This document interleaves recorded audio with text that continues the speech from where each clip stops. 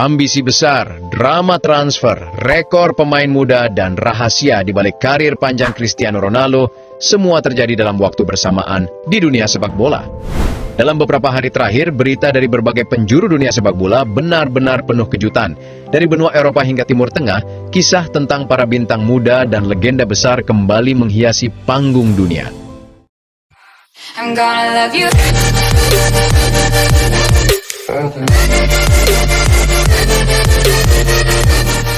ESPN memberitakan bahwa Endrick akhirnya mengambil keputusan besar mengenai masa depannya. Wonderkid asal Brazil berusia 18 tahun itu menegaskan hanya ingin dipinjam ke klub elit Eropa yang bermain di kompetisi tertinggi dan memiliki gaya sepak bola menyerang. Menurut laporan dari Brazil, Endrick bersama agennya sudah menetapkan sejumlah syarat yang sangat spesifik menjelang bursa transfer Januari. Ia tidak hanya mencari menit bermain, tetapi ingin berkembang di lingkungan yang menantang dan bisa membentuknya menuju level tertinggi. Syarat yang diajukan pun jelas. Klub peminjam harus berasal dari salah satu dari 5 liga top Eropa, Inggris, Spanyol, Jerman, Italia atau Prancis, atau dari 3 raksasa Portugal, yaitu Porto, Benfica, dan Sporting CP. Selain itu, klub tersebut wajib berpartisipasi di Liga Champions atau Liga Eropa agar Endrick bisa mendapatkan pengalaman berharga di panggung tertinggi. Ia juga menegaskan ingin bergabung dengan tim yang memiliki gaya menyerang sesuai karakternya serta klub besar yang punya ambisi juara, bukan sekedar papan tengah. Banyak pengamat menilai karakter dan syarat yang diajukan Endrick membuat Manchester United menjadi salah satu destinasi yang paling cocok untuknya. Sementara itu, dari kubu Manchester United sendiri, Harry Maguire dikabarkan siap menerima pemotongan gaji, tetapi dengan satu syarat, kontraknya di Old Trafford harus diperpanjang. Langkah ini menunjukkan komitmen Maguire yang masih ingin berjuang mempertahankan tempatnya di skuad utama.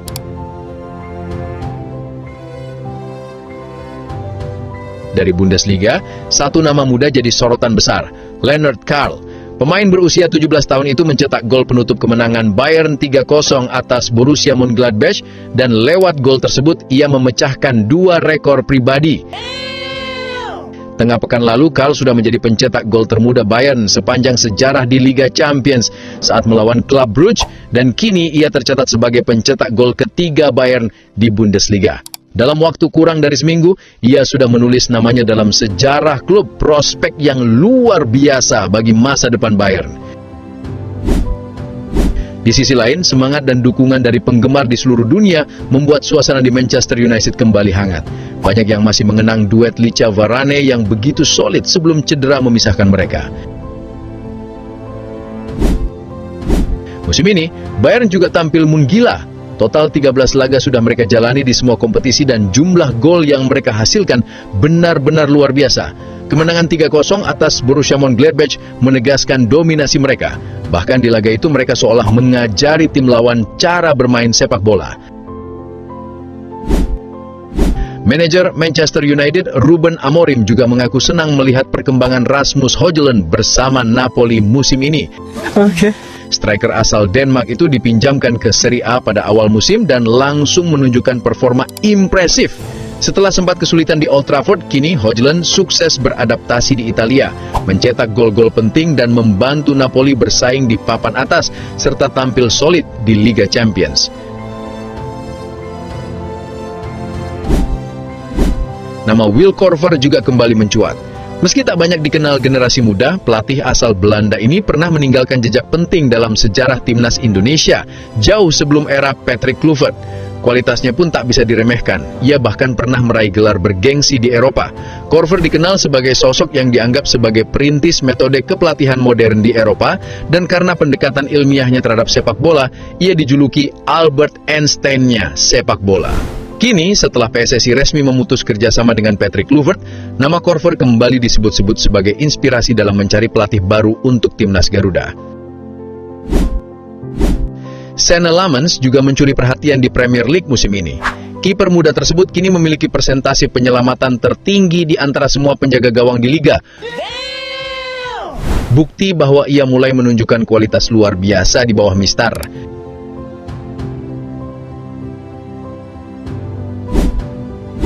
Dari Inggris beralih ke Manchester City, bintang mereka Erling Haaland jadi sorotan bukan karena golnya, melainkan rumah mewahnya di Cheshire. Dilansir Detik Property, rumah yang ia tempati bersama sang kekasih Isabel Haukseng Johansen dan anak mereka dilengkapi dengan sauna canggih bagaikan klinik kesehatan pribadi.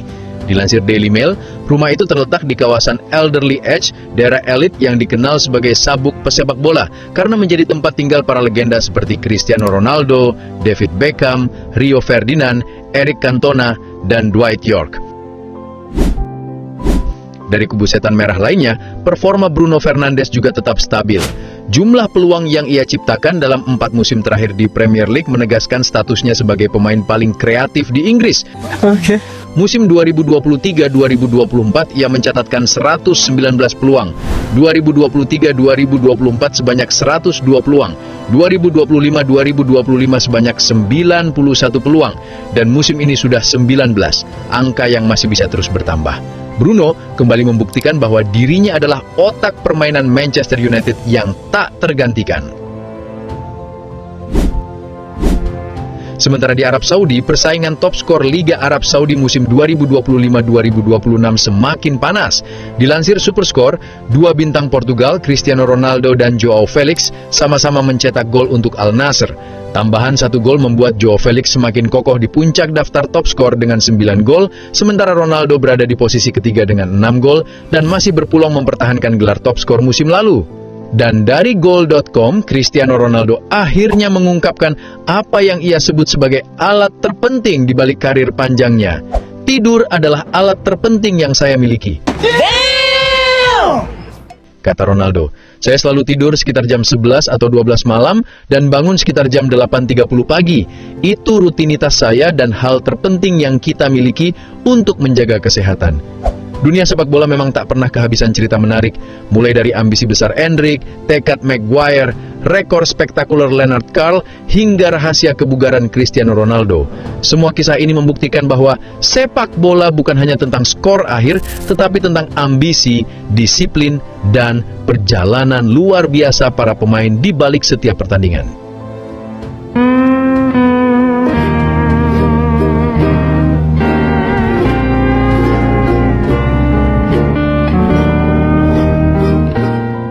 Hasil pertandingan semalam, guys. Tottenham Hotspur tampil garang banget di laga tandang mereka. Tim asuhan Ange Postecoglou ini berhasil bawa pulang 3 poin penuh setelah menang telak 0-3 atas Everton.